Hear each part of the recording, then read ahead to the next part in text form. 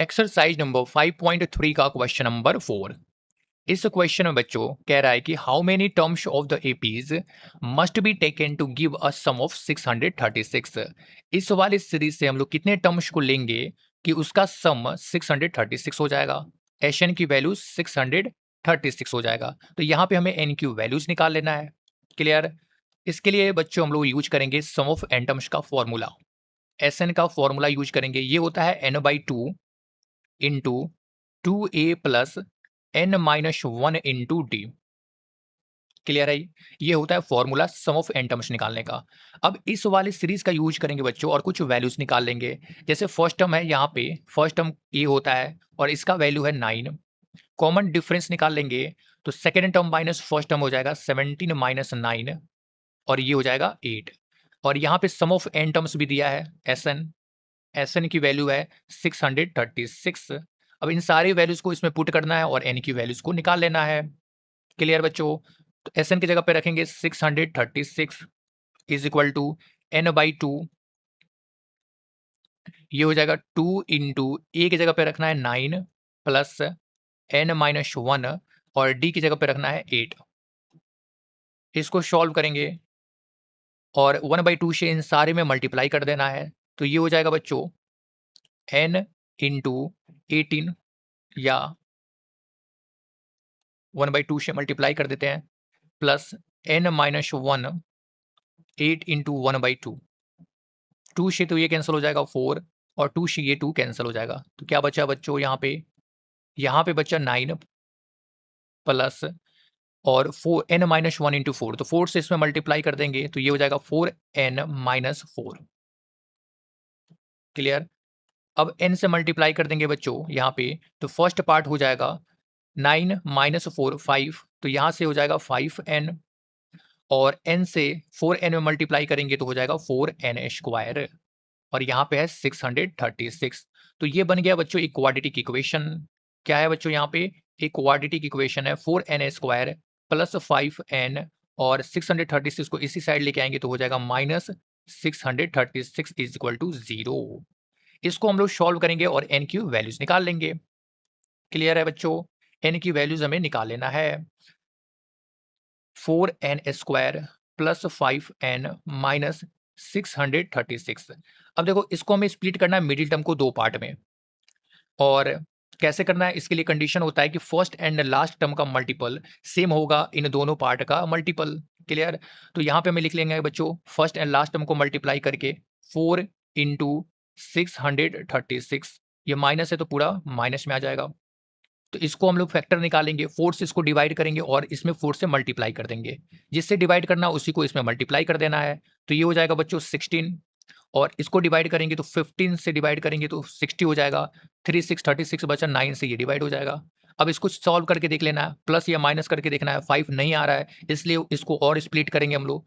इसको 3 से डिवाइड कर सकते हैं और 3 से इसमें मल्टीप्लाई कर देना है। तो ये हो जाएगा 48 और 3 से डिवाइड करेंगे तो ये हो जाएगा 5 और 3। अब इसको ऐड या माइनस करके देखना है, माइनस करेंगे तो 5 आ रहा है।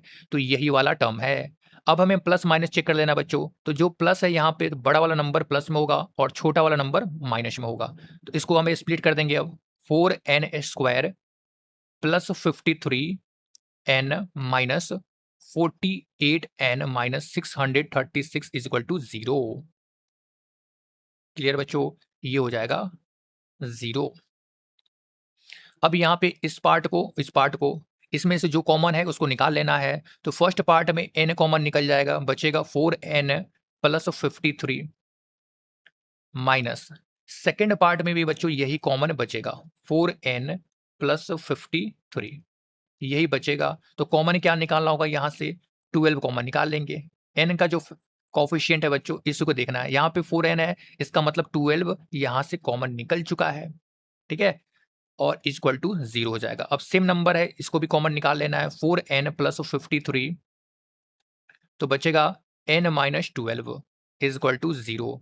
अब ये इस वाले वैल्यूज को नहीं लेना है बच्चों, क्योंकि यहाँ पे n की वैल्यूज माइनस में आ जाएगा और हमें n की वैल्यूज को माइनस में नहीं रखना है। हमेशा ये पॉजिटिव इंटीजर होता है, इसलिए इसको हमें केवल इक्वल टू 0 कर लेना है। तो n की वैल्यूज यहाँ से हो जाएगा बच्चों 12 और यही हमें निकाला था। ये हो गया इसका आंसर।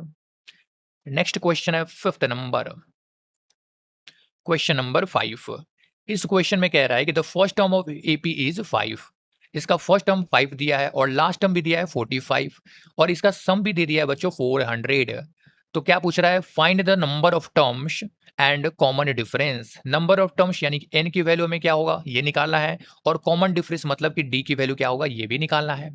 क्लियर बच्चों? तो यहाँ पे हम लोग सम ऑफ एन टर्म्स का फॉर्मूला यूज करेंगे। सम ऑफ एन टर्म्स ये होता है n/2।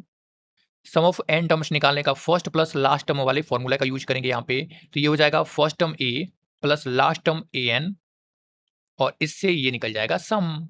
ठीक है, वैल्यूज क्या क्या गिवन है बच्चों, एस एन की वैल्यूज गिवन है यहाँ पे 400। सम ऑफ एन टर्म्स का फर्स्ट टर्म गिवन है ए इक्वल टू 5, और nth टर्म्स लास्ट टर्म भी गिवन है 45। तो हमें यहाँ से बच्चों एन की वैल्यूज निकालना है और कॉमन डिफरेंस को निकाल लेना है। क्लियर है?